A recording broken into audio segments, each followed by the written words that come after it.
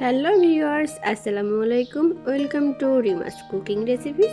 তো বন্ধুরা, আজকে আমি কিন্তু মজার একটা পিঠার রেসিপি নিয়ে চলে এসেছি। শীতকালে এই পিঠাটা সবার ঘরে ঘরে হয়ে থাকে, আর অনেক আপুরা আছেন যারা এই পিঠা একদমই তৈরি করতে পারেন না। তো তার জন্য কিন্তু তাদের মা, নানি দাদিদের জন্য অপেক্ষা করতে হয় কখন আসবে বা কখন যাব গ্রামে এই পিঠাটা খাবো। তো আমার এই ভিডিওটি যদি আপনারা দেখেন তাহলে কিন্তু এই পিঠা খাওয়ার জন্য আর নানি দাদিদের জন্য অপেক্ষা করা লাগবে না, আপনারা নিজেই বাসায় তৈরি করে ফেলতে পারবেন। তো চলুন দেখে নেওয়া যাক কীভাবে তৈরি করি। তো এখানে একটা মিক্সিং বোল নিয়ে নিয়েছি, আর এখানে আমি 3 কাপ পরিমাণ শুকনা চালের গুঁড়া নিয়ে নিব। আর বন্ধুরা, অনেকে আছেন যে শুকনা চালের গুঁড়া দিয়ে চিতই পিঠাটা একদমই তৈরি করতে পারেন না বা একদমই হতে চায় না, সেজন্য কিন্তু আমি কিছু টিপস এখানে শেয়ার করব। তো এখানে 3 কাপ আমি শুকনা চালের গুঁড়া নিয়ে নিয়েছি। এর জন্য আমি এখানে 6 টেবিল চামচ পরিমাণ ময়দা নিয়ে নিব। যেহেতু শুকনা চালের গুঁড়ায় কিন্তু একটু আঠালো ভাব কমে যায়, সেজন্য কিন্তু একটু ময়দা ইউজ করলে কিন্তু এটা খুব সুন্দর পিঠা হবে। তো এখানে আমি প্রতি কাপে কিন্তু 2 টেবিল চামচ পরিমাণ করে ময়দা অ্যাড করেছি। তো এটা কিন্তু একটা টিপস। আর এখানে স্বাদ মতো লবণ দিয়ে খুব সুন্দর মতো মিক্সড করে নিয়েছি। এরপর আমি অল্প অল্প উষ্ণ গরম পানি দিয়ে এটা কিন্তু হাতের সাহায্যে চেপে চেপে কিন্তু মেখে নিতে হবে। আর এই মাখাটার ভিতরেও কিন্তু একটা আর্ট আছে, আর এই মাখাটা কিন্তু সুন্দর না হলে কিন্তু পিঠাগুলো সুন্দর হবে না। তো দেখতেই পারছেন আমি কত সুন্দর করে মেখে নিচ্ছি। অল্প অল্প পানি দিব আর এভাবে করে মেখে নিব। আর অবশ্যই কিন্তু অল্প অল্প করে পানি দিবেন আর এভাবে মাখতে থাকবেন। আমি কিন্তু এটা প্রায় 8 থেকে 10 মিনিট মতো এভাবে মেখে নিয়েছি হাতের সাহায্যে। আর অবশ্যই কিন্তু কুসুম গরম পানি দিয়ে এই ডোটা এই ব্যাটারটা তৈরি করতে হবে। আর এখন আমি এটা এভাবে ঢাকনা দিয়ে ঢেকে আমি 2 ঘন্টার জন্য রেস্টে রেখে দেব, বা আপনারা চাইলে 1 ঘন্টার জন্য রেখে দিতে পারেন। আর অবশ্যই এই কাজটা করবেন, যেহেতু এটা শুকনা চালের গুঁড়া, এটা ভিজতে একটু সময় লাগবে, সেজন্য কিন্তু এটা 2 ঘন্টার জন্য রেস্টে রেখে দিতে হবে। তো দেখুন, রেস্টে আমি 2 ঘন্টা পর চলে এসেছি। এখন হাতের সাহায্যে খুব ভালো মতো করে আবারও একটু ফেটে নিব। আমি আবারও 5 মিনিট মতো এই কাজটা করে নিব। এরপর আবারও আমি পরিমাণ মতো পানি দিয়ে দিব। আর এই পর্যায়েও কিন্তু কুসুম গরম পানি অ্যাড করতে হবে, একদমই ঠান্ডা পানি অ্যাড করবেন না, সেক্ষেত্রে কিন্তু পিঠাগুলো একদমই ভালো হবে না। আর পিঠার ব্যাটারটা কিন্তু খুব বেশি ঘনও না বা একদমই পাতলাও না, ঘন আর পাতলার মাঝামাঝি এই ব্যাটারটা তৈরি করে নিতে হবে। দেখে নিশ্চয়ই বুঝতে পারছেন, এটা বলে বোঝানোর কিছুই নেই, দেখে বুঝে নিতে হবে। আর অনেক আপুরা বলবেন যে আপু কতটুকু পানি লেগেছে। তো পানির পরিমাণটা আপনারা আপনাদের চালের গুঁড়ার উপরে নির্ভর করবে। অনেক চালের গুঁড়ায় কিন্তু পানির পরিমাণটা বেশি লাগে, আর অনেক চালের গুঁড়ায় পানির পরিমাণটা কম লাগে, সে অনুযায়ী কিন্তু পানিটা অ্যাড করতে হবে। আপনারা কিন্তু মাখতে মাখতে এই ব্যাটারটা তৈরি করতে করতে বুঝে যাবেন যে কতটুকু প্রয়োজন। আর আমি তো দেখিয়ে দিচ্ছি এটা কেমন হবে। তো এখন পিঠাটা তৈরি করার জন্য একদমই রেডি হয়ে গিয়েছে। তো আমি একটা সাইডে এটা সরিয়ে রাখবো।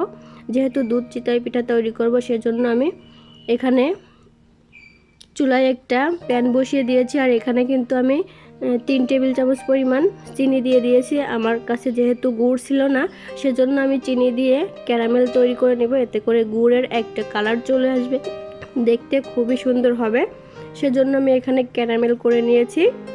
এখন দিয়ে দেবো এখানে আমি দুধ। এখানে আমি প্রায় 1.5 লিটার দুধ দিয়ে দিব।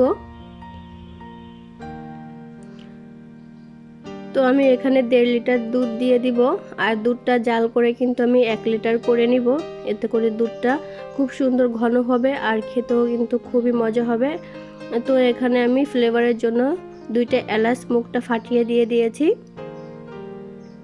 আপনারা চাইলে কিন্তু স্কিপ করতে পারেন যারা পছন্দ করেন না। আর দিয়ে দিয়েছি 2টা তেজপাতা। আর এই দুধটা আমি বেশ অনেকক্ষণ জাল করে নিব। আপনারা চাইলে তাড়াতাড়ি ঘন করার জন্য কিন্তু গুঁড়া দুধটাও ইউজ করতে পারেন। তো আমি এখানে দিয়ে দিব স্বাদ মতো চিনি। আর মিষ্টিটা যার যার পছন্দ অনুযায়ী অ্যাড করবেন, কারণ অনেক আপুরা কিন্তু মিষ্টি খেতে একদমই পছন্দ করেন না, আর অনেক আপুরা কিন্তু অনেক মিষ্টি খেতে পছন্দ করেন, সে অনুযায়ী মিষ্টিটা অ্যাড করবেন। তো তো এভাবে নেড়েচেড়ে আমি খুব সুন্দর মতো দুধটা ফুটিয়ে নিয়েছি। আর আমি আরও একটু ঘন করার জন্য কিন্তু এখানে প্রায় হাফ কাপ পরিমাণ গুঁড়া দুধ দিয়ে দিয়েছি। দিয়ে সঙ্গে সঙ্গে কিন্তু নেড়েচেড়ে দিতে হবে, তা না হলে কিন্তু দলা পাকিয়ে যাবে। তো এভাবে করে আমি দুধটা রেডি করে নিব। এখন সামান্য একটু লবণ দিয়ে দিয়েছি, এতে করে মিষ্টির ব্যালেন্সটা ঠিক থাকে। যারা পছন্দ করেন না তারা স্কিপ করতে পারেন। তো এদিকে আমি চুলায় একটি কড়াই বসিয়ে দিয়েছি।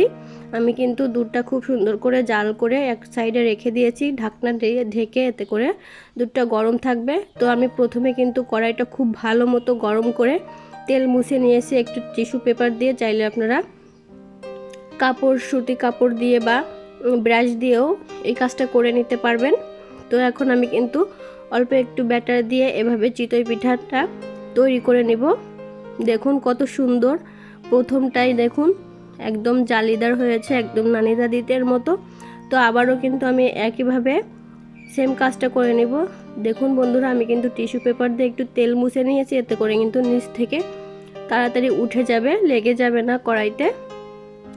তো আমি এখানে আবারও কিছুটা ব্যাটার দিয়ে ঢাকনা দিয়ে ঢেকে যতক্ষণ না পর্যন্ত এটা হচ্ছে ততক্ষণ পর্যন্ত কিন্তু রেখে দিতে হবে। আর চুলার আঁচটা কিন্তু কমানো বা বাড়ানো যাবে না, মিডিয়াম লো হিটে এটা রাখতে হবে। খুব বেশি জোরে বা খুব বেশি আস্তে করা যাবে না। প্রথম থেকে শেষ পর্যন্ত কিন্তু চুলার আঁচটা একই রাখতে হবে, তা না হলে কিন্তু পিঠাগুলো হতে চাবে না। তো আমি এভাবে করে কিন্তু সবগুলো পিঠা তৈরি করে নেব। দেখুন বন্ধুরা কত সুন্দর হয়েছে পিঠাগুলো। তো আমি আবারও কিন্তু পিঠাগুলো তৈরি করব। আমি প্রত্যেকবার কিন্তু তেল মুছে নিয়েছি, তা না হলে কিন্তু কড়ার নিচে লেগে যেতে পারে। তো আবারও ঢাকনা দিয়ে ঢেকে আমি কিছুক্ষণ অপেক্ষা করব। তো দেখুন এই পিঠাটাও খুব সুন্দর মতো হয়ে গিয়েছে, দেখে নিশ্চয়ই বুঝতে পারছেন। তো এখন এই গরম গরম দুধের ভিতরে কিন্তু আমি এই পিঠাগুলো ভিজিয়ে দিব। তো আমি এখন একটা বলে এই দুধটা ঢেলে নিব। যেহেতু আমি আপনাদের সঙ্গে পরিবেশন করব, সেজন্য আমি একটি বলে ঢেলে নিয়েছি। আপনারা চাইলে বাসায় যখন তৈরি করবেন তখন কিন্তু যে পাত্রে আছে ওই পাত্রেই কিন্তু ভেজাতে পারেন। তো আমি দেখার সৌন্দর্যের জন্য কিন্তু একটা মিক্সিং বলে ঢেলে নিয়েছি। আর যে তেজপাতা, এলাচ দিয়েছি এগুলো আপনারা এ পর্যায়ে উঠিয়ে ফেলে দিতে পারেন। তো আমি কিন্তু উঠিয়ে ফেলে দিব, এটার আর কোনো প্রয়োজন নেই। এর ফ্লেভারটা কিন্তু এর ভিতরে সুন্দর মতো ঢুকে গিয়েছে। তো আমি এক এক করে গরম গরম পিঠাগুলো এর ভিতরে দিয়ে দিব। আর অবশ্যই কিন্তু দুধটা গরম হতে হবে, আর পিঠাগুলো কিন্তু গরম গরম অবস্থায় এই দুধের ভিতরে ভেজাতে হবে। সেজন্য কিন্তু পিঠাগুলো খুব সুন্দর মতো ভিজে যাবে। অবশ্যই এই টিপসটা কিন্তু ফলো করবেন। ঠান্ডা পিঠা কিন্তু কখনো দুধের ভিতরে দিবেন না, আর দুধটা কিন্তু গরম থাকবে। এই দুইটা বিষয় মাথায় রাখতে হবে, তাহলে কিন্তু খুব সুন্দর মতো পিঠাগুলো ভিজে যাবে। তো আমি এভাবে প্রায় 2 থেকে 3 ঘন্টার জন্য অপেক্ষা করব। এর ভিতরে কিন্তু পিঠাগুলো ভিজে যাবে। আপনারা চাইলে সারা রাত এভাবে রেখে দিতে পারেন, সকালবেলায় কিন্তু পরিবেশন করতে পারেন। যেহেতু আমাদের গ্রামে কিন্তু এই পিঠাগুলো রাত্রে তৈরি করা হয়, আর সকালবেলায় কিন্তু নাস্তায় এই পিঠাগুলো খাওয়া হয়। আর তখন শীতের সময় কিন্তু এই পিঠা খেতে বেশ মজা লাগে। তো আমি এখন আপনাদের সঙ্গে একটু পরিবেশন করে দেখিয়ে দিব কতটা সুন্দর হয়েছে। আর কালারটা দেখেই বুঝতে পারছেন, মনেই হচ্ছে না যে এটা চিনি দিয়ে তৈরি করা। যেহেতু এটা আমি ক্যারামেল তৈরি করে নিয়েছিলাম, সেজন্য কিন্তু একদম গুড়ের কালার চলে এসেছে। তো এই তো তৈরি হয়ে গিয়েছে দারুণ মজাদার দুধ চিতই পিঠা। আপুরা আপনাদের যখনই কিন্তু এই পিঠা খেতে মনে চাইবে তখনই কিন্তু এভাবে করে বানিয়ে নিতে পারেন। তো কারোর জন্য অপেক্ষা করার কোনো প্রয়োজন নেই। আর অবশ্যই আমার এই রেসিপিটি ফলো করে সকল প্রকার টিপসগুলো আপনারা জেনে এই পিঠাটা তৈরি করতে পারবেন। আর এই পিঠাটা তৈরি করে অবশ্যই কেমন লেগেছে কমেন্টস করে জানাবেন। আর আমার এই ভিডিওটি আপনাদের কাছে কেমন লাগলো অবশ্যই কমেন্টস করে জানিয়ে দিবেন বন্ধুরা। আর কিন্তু বন্ধুরা লাইক দিতে একদমই ভুলবেন না, কারণ আপনাদের একটা লাইক আর কমেন্টস আমাকে অনেক বেশি উৎসাহিত করে। আমার ভিডিওটি দেখার জন্য সবাইকে অসংখ্য ধন্যবাদ। আল্লাহ হাফেজ।